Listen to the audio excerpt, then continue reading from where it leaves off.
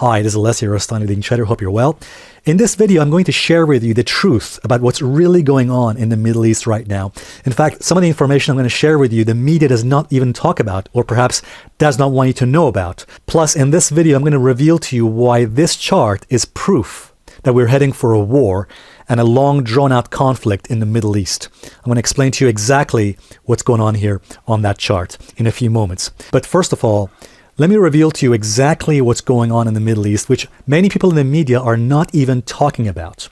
You see, we have to first understand who Iran's real enemies are. For a very long time, Saudi Arabia has been jealous and resentful of any positive relationship between Iran and the United States and the West. Now, ask yourself this question: why has Saudi Arabia always resented and always been against any positive relationship between Iran and the West? You see, when Saudi Arabia keeps telling the world that Iran is a threat because it wants to create nuclear weapons, that is an absolute lie, for two reasons. Number one, we already know that Iran does not have any nuclear weapons. And even if it did want to create any, that would be suicide. And Iran already knows that would be a suicidal decision.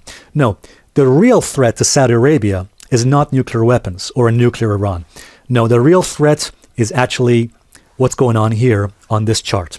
Now, I'm sure it will come as no surprise to you or anyone that the country which has the biggest oil reserve in the world is Saudi Arabia. But you'll notice that Iran is among the top 5. In fact, number 3 here as the country with the biggest oil reserve. Now, let's take a look at the next chart. You'll see here that after Saudi Arabia, the only other country in the Middle East that has the highest petroleum production is Iran.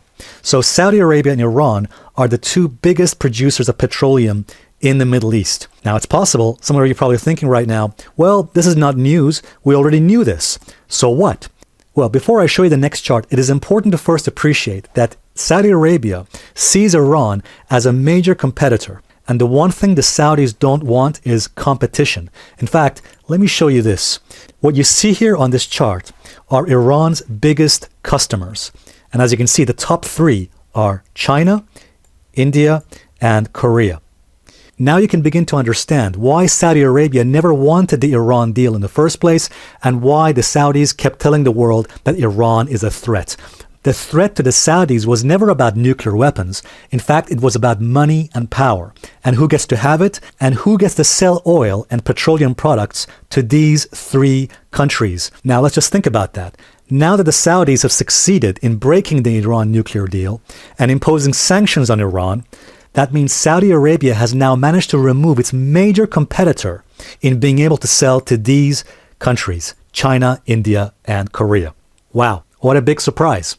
So not only has Saudi Arabia managed to successfully remove its major competition in the Middle East, it has also done something else very important. You see, by lobbying very hard to break the nuclear deal between the US and Iran, the Saudis also know the only outcome is going to be war or a prolonged conflict in the Middle East.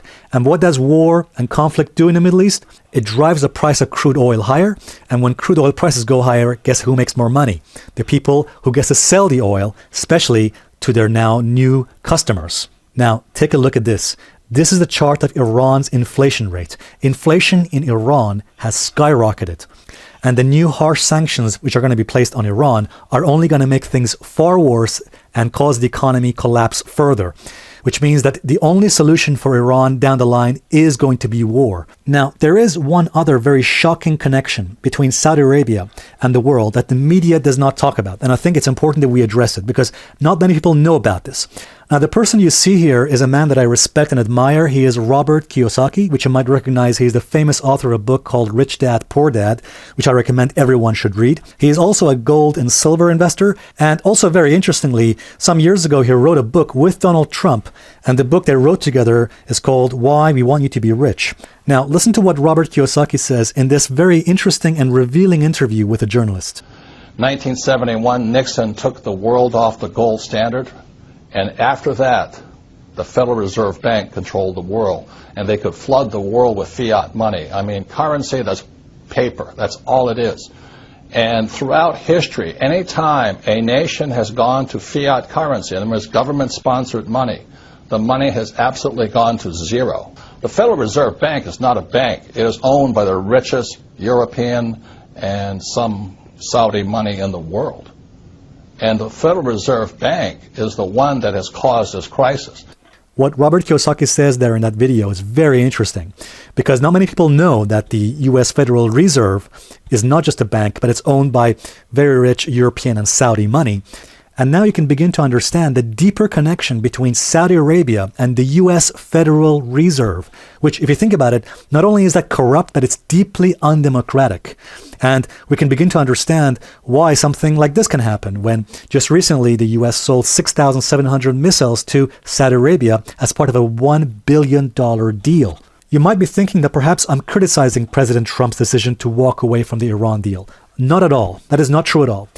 Firstly, as you know, I'm not political. I don't care about left-wing or right-wing politics at all. That's an illusion. No, my own personal belief is that perhaps President Trump did not care about the Iran deal all that much, even though he did talk against it in the past. I personally think his recent decision to walk away from the deal is mainly due to the influence of this man here, John Bolton, who is the new National Security Advisor.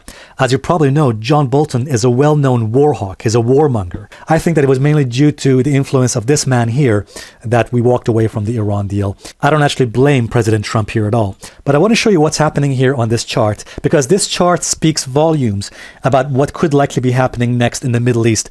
And in fact, if anything, I think this chart is telling us that we're heading for a war or massive conflict in the Middle East. This is the chart of Lockheed Martin. Now that name should be familiar to you because that is the company that essentially manufactures and makes military machines in aerospace. In other words, airplanes like this. So Lockheed Martin, let me just show you, in case you're wondering what is the connection between Lockheed Martin and the stock markets. Take a look at this. This is what happened between the year 2001 and 2003, right before the Iraq war started.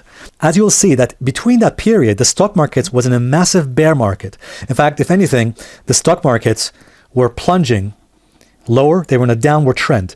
During that same period, look what happened to Lockheed Martin. Now, it should come as no surprise why Lockheed Martin was actually going higher. In fact, it doubled in value during the same period, because right over here, right about here, as you can see, this is September 2001 when the 9/11 attacks happened. And you can see immediately after the markets plunged.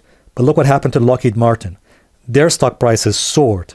And as you can see here, throughout the long-term conflict that ended up in the Iraq war, their stock prices continued to go up and up higher. So guys, if there is one stock that can tell us that a war is likely, it is this one, Lockheed Martin. Keep an eye on it. And in fact, you will see just in the last few days, Lockheed Martin stock prices have been rising. We're now above the 200 moving average as a key support level. That's a green line you see there. We're now above that level. And I really hope I'm wrong about this. But if war is likely, then it's a very fair bet that Lockheed Martin prices are likely to rise higher in the next few months and going through the rest of the year. All right, guys, let me know what you think. Do you agree or disagree with what I've just said here? In fact, what is your opinion?